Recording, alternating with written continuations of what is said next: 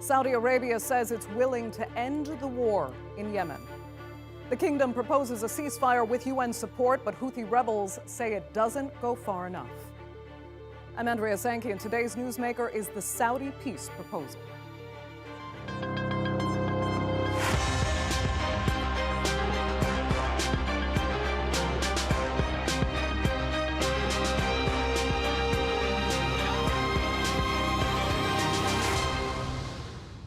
Now, the war in Yemen has devastated millions of lives, leaving 80% of the population dependent on humanitarian assistance.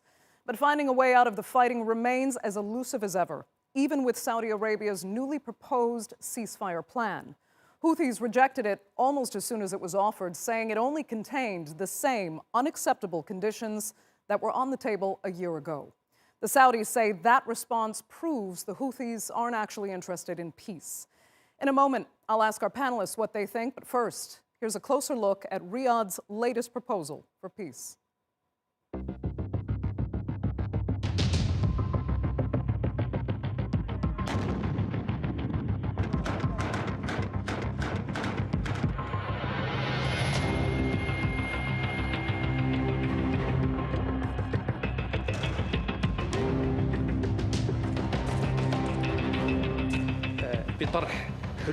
The ceasefire is envisioned for the entire conflict.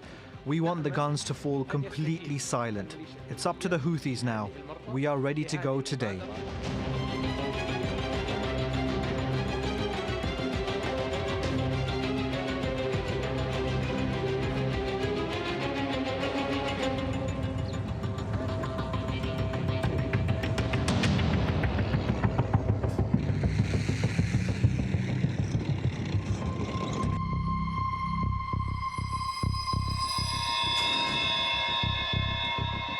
There is no doubt that every effort must be made to end the conflict in Yemen, and the United Nations looks forward to continuing its work with the parties to achieve this goal.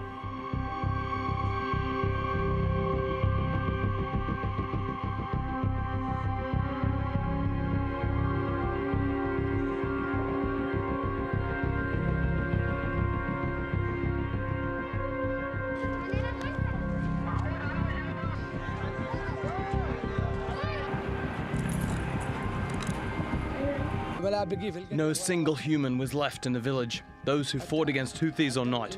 They even killed the animals inside the village. No one remained there. Whoever remains is either killed, arrested, or bombed.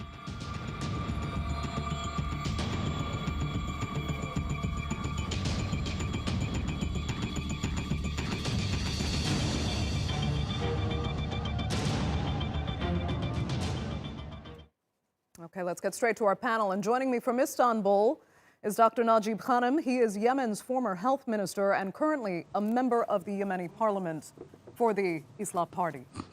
In Sana'a, we have pro-Houthi journalist Hussain Albukhaiti.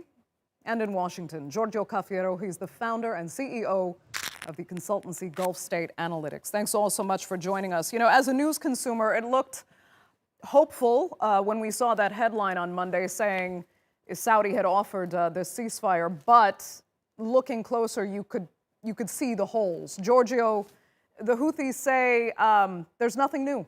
And some go as far as to actually say it's a PR strategy for the Saudis to say, look, we're trying and the Houthis won't cooperate. What do you think? Well, I certainly understand that perspective. You know, the Saudis right now have to deal with new leadership in Washington, which, unlike the previous administration led by Donald Trump, new administration in Washington wants to put pressure on the parties to wind down this conflict. And I think the Saudis are trying to convince officials in Washington that it is Saudi Arabia which is committed to ending this war. The narrative is that the Houthis are the reason why this war is continuing. And I think this is about trying to convince many officials in Washington that Saudi Arabia is really sort of in a defensive position. Of course, the Houthis have their criticisms of this offer that came on Monday, rightfully pointing out that this is really not different from what was offered about 11 months ago. So it is at this point right now where the two sides have a real gap between their terms for a ceasefire in the country, and overcoming this gap is going to be very difficult. But I think it's important for all parties who are interested in promoting peace in Yemen to continue pursuing those efforts, as difficult as they are. Okay, but Giorgio, what do you see in that proposal? Is it, in your opinion, the same as what we saw 11 months ago? Well, yes, it certainly is, and it falls short of the Houthi demands. You know, one of the difficulties here has to do with the timing and the sequencing of events. The Houthi perspective is that the Saudis and the UN recognized government of Yemen are leveraging the humanitarian disasters to their advantage. The Houthi position is that the blockade needs to be lifted 100%, and this needs to take place before a ceasefire is negotiated.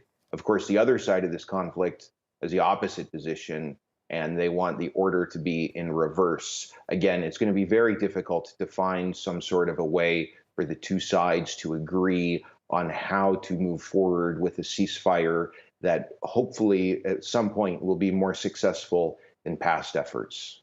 Okay. Najeeb, Dr. Ghanem, let me ask you. Houthis are saying this is actually a Saudi act of desperation, you know, to stop the Houthis in large part from actually securing Marib. If this deal has really more or less been around for a year already, and it does look that way, as Giorgio was saying as well, is Saudi really only interested in enforcing it now in order to stop any further Houthi gains? Thank you for the invitation, really. What we think, based on the way the Houthis are behaving, that they should legitimate their coup interest, in Yemen. We really, as Yemenis, we are very interested to see termination of this bloodshed and ceasefire to be today, if it's not tomorrow. But really, the problem is not with Saudis. And really, I would like just to recollect some of these, verbs and talks and definitions, which really Iran and Houthis successfully has misled the international community about there is war between Houthis and Saudis. There is a war between Aqa militias and legitimate power in Yemen. It's not purely between Saudis and Houthis, as it's Houthis very keen to give this impression for the international community that there is a war between Saudis and Houthis. There is a war between Aqa militias of Houthis and legitimate power in Yemen, represented by this, government recognized by the international community. The problem is Houthis has got now power on the ground. They would like to legitimate their interest to be accepted and recognized by the international community. And while they are just, tackling and deteriorating all this the situation in Yemen, they don't care about the interests of the people. They don't care about the bloodshed. Now they are just, bombarding, Marib, which hosted almost 2.5 million IDPs, international displaced peoples. They don't care about bloodshed, so they are very interested to express, even if there is a ceasefire on Marib and also in Yemen, Houthis will continue the second day to bombarding the neighboring countries, mainly Saudi Arabia, and go on and on. So there is war by proxy in favor of Iran, implemented by Houthis militias, and there is an purely interest Iran goals to be there in the southwest of Asia, mainly in Bab al-Mandab, to be there and to be this part of their papers and cards when they are playing with USA about the nuclear files. So nothing to do with the people interest. They are very keen for their own interest, and they will reject today an upcoming ceasefire or initiatives in the future. Okay. They have their own goals.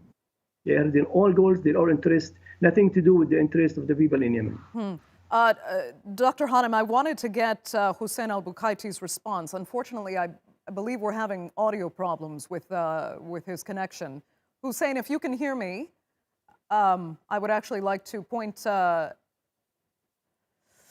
Okay, unfortunately, we're still trying to correct that connection. But Dr. Ghanem, then I do have to ask you, because the main Saudi contention here is that, I'm sorry, the main Houthi contention here is that the Yemeni people are suffering mostly because of a Saudi-enforced blockade on the international airport in Sana'a, as well as the port of Hodeidah, which is the biggest port in the country and receives all of the much-needed humanitarian aid that goes to Yemen.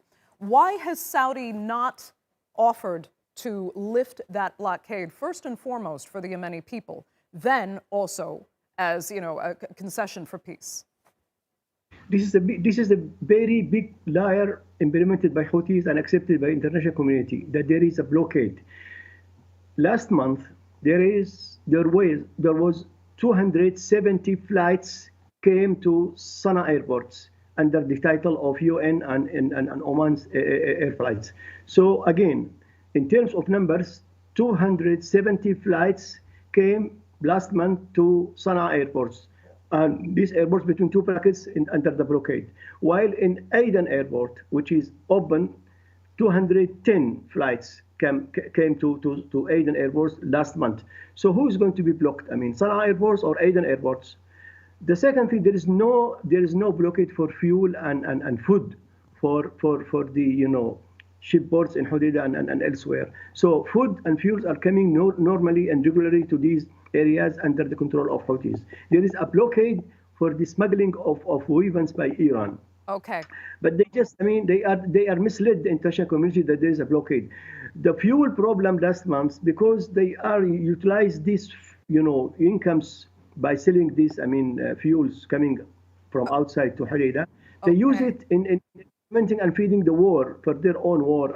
So there is no blockade. Okay, Dr. Ghanem, I need to get to Hussein. We finally have corrected his audio. Hussein, I don't know how much of Dr. Ghanem's response you actually heard, but first of all, the Saudi blockade, first and foremost, they say is absolutely not the issue, that flights are landing in Sana'a all the time. That is not the problem. Also, that what the Houthis are now trying to do is to buy more time in order to take Marib completely and also consolidate their gains at the cost of innocent human lives.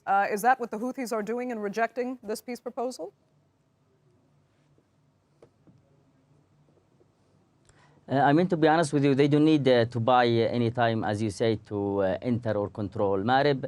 The fight toward Marib have started a year ago when Houthis started their operation against on Nehm area east of Sana'a, which was under the control of Saudi-backed forces. And then they advanced to Al Jawf, and now they are advancing, and they are a few kilometers away from Marib. And what Najeeb Ghanem has spoken, he said there is no blockade at all.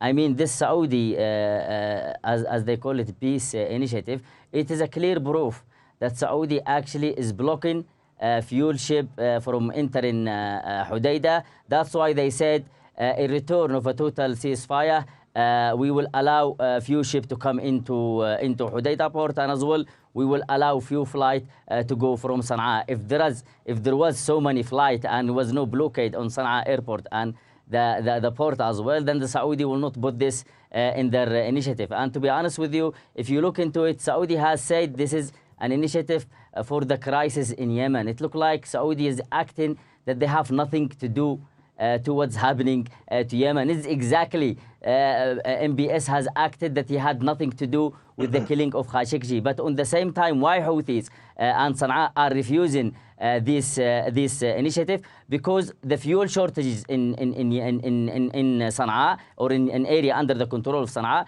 is because of this blockade. And on Stockholm Agreement in December 2018, it was signed, and one of the main goal of it is to allow ship to go into Hodeidah smoothly. That's why we have UN staff at Hodeidah port.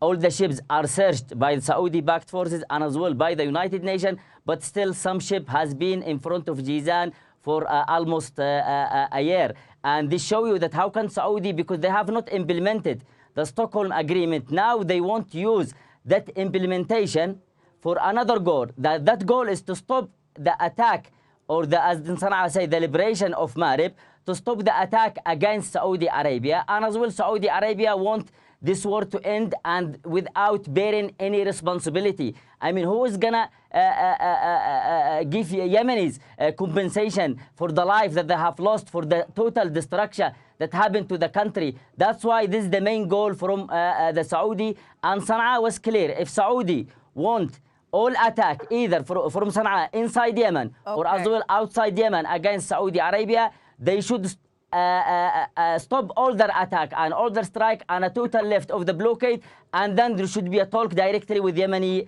parties and a direct talk with Saudi Arabia, because it is the main and major part of this war. Dr. Ghanem, I'll let you get in a quick response. Yes. Yes, go ahead. I thought you had a response. If you don't, I'd actually like to ask Hussein a question quickly. Hussein, I don't want to lose your connection again, and I want you to answer this for me because I've never properly heard it answered before. If the Houthis continue to make the gains that they have been making territorially, especially over the past year, and hypothetically, if maybe there is a northern Yemen, southern Yemen type of agreement, or land is permanently ceded to Houthi forces, please tell me how the Houthis would actually govern. What is the post-war vision for the Houthi power? Mohammed Abdel Salam, the spokesperson of Ansarullah and as well the spokesperson of Yemeni delegation to Geneva 1 and 2, he said in last week in an interview, I believe on Al Jazeera, he said that Yemeni unity is a red line and that Yemeni unity will stay. So the advance towards Marib doesn't mean that Sana'a or the Houthis, as they called, want to control only north of Yemen. And I believe that actually Saudi and United Arab Emirates, they know if Sana'a will enter or liberate Marib, they know that then they will move toward the south. This is a clear, something clear that everybody here in Yemen know. And because now they have the upper hand, they can actually force Saudi and United Arab Emirates with the ballistic missile they have and the drone attack they have. They could target Saudi Arabia and United Arab Emirates to force them to stop what they're doing in Yemen, because they have actually not even reinstalled the so-called legitimacy in the south. They have United Arab Emirates created some separatists. They have created some groups of terrorism. They have fought actually Hadi government and as well the Islahi party members. They have put hundreds of them inside the prison, and I'm not actually sure why Mr. Ghanem is still in support of this war. That's why I think Saudi with this initiative is a kind of PR for Saudi, that they want to stop the war and they want, as they say, to save their face that they have actually lost this war. That's why they came with this initiative. But Sana'a has totally refused this initiative, and they can reopen Sana'a airport and Hodeidah port, and they can lift the blockade by force if the Saudi will not lift it by peace. And as well, just one last thing, Sana'a here, they have another stage of attack against Saudi Arabia. We have seen that. I think that this year the focus will be on Saudi oil infrastructure. If Saudi will not stop the war, there could be a stage, another stage, that Sana'a could use tens of ballistic missiles and drone attack, and they could actually close the airspace of Saudi Arabia, and as well they could close the port of Saudi Arabia. They could force a blockade in Saudi Arabia if they are not going to lift the blockade from Yemen. Okay, Giorgio, I'm going to phrase this question very simply. What do you think the Houthis actually want? In the end game, how do they envision Yemen? Because we just heard Hussein say there is no north-south divide coming. There's a unified Yemen in the final picture. How is this actually supposed to work? Will it come down to power sharing, and how realistic is that? It's very difficult to predict what the political landscape of post-conflict Yemen will be. But what I think, from my perspective, I think what the Houthis are trying to do is gain as much leverage as possible before talks at the round table restart. Now, obviously, the Saudis want this too. And this is one of the reasons why it's very difficult to advance the peace process, is because all the parties want to go into the talks with the upper hand with as much muscle as possible, so that terms of a potential peace deal would be as favorable to their side as possible. And this is a reason why the stakes are high with respect to Marib. If the Houthis were able to take over this hydrocarbon-rich part of the country, they certainly would have quite a bit more leverage. But yeah, I think the Houthis at the end of the day are hoping that there can be a resolution to this conflict in some sort of a power-sharing agreement where some legitimate grievances that the Houthis have can be addressed. Okay. Najeeb Ghanem, let me ask you, I mean, you believe it would be very dangerous to really concede anything to the Houthis. You even said once Houthi power is legitimized, it is a guarantee for Iran to stay in Yemen and to have access to the Red Sea and the Gulf of Aden. Is that true? I mean, do you really believe Houthis would be so obligated to have to give Iran that kind of access and influence? And why would that be so dangerous? Yes, of course, absolutely, really. This is a war, this is a proxy by war, really. The Houthis are agent of Iran. And when he said that there's this upper hand of Iran for these missiles, Houthis haven't got that, I mean, that's missile rockets. This is by Iranian experts in Sana'a who are bombarding, Saudis. Even if tomorrow the international community pressure and U.S. administration succeed to make a ceasefire, the second day, Houthis will go bombarding the southern areas of Saudi and to try to conquer it. So this is, Houthis is a project of war, not a project of peace. And I said again, I mean, there is no blockade. I mean, blockade for smuggling of weapons, but you can see it now, stores in Sana'a full of food, full of fuels. Fuels are smuggling, from the shipboards and going for the, black markets. Okay. Gain huge money by these black markets. So, I mean, this is, as I said again, I mean, it is a project of war. They will continue bombarding surrounding areas in favor of Iran interest, and there is Iranian experts and Hezbollah. He keeps saying there is no blockade. I don't know where he get that from. You have to speak. No, not me. I did not interrupt you. So, I mean, the only one which we can guarantee a peace, stability in Yemen to strengthen the national army. So national army, the legitimate power army, who has the guarantee, who has the right to hand all these weapons outside militias, Houthis and elsewhere. So when he said that we have prisoners in Aden by the Emirates, just few hundreds, yes, we admit that. But under the hands of Houthis, we have 5,000 Islahi prisoners in the Houthis, prisoners in Sana'a and elsewhere under their control. Few hundreds of them has been killed in that prisoners. Dr. Ghanem, I need to give Hussein a quick response. Go ahead, Hussein, very quickly if you can. Yeah, when he said about 5,000 prisoners, I mean, there are a lot of course, of members of the Islahi are prisoners in Sana'a. They are prisoners of wars.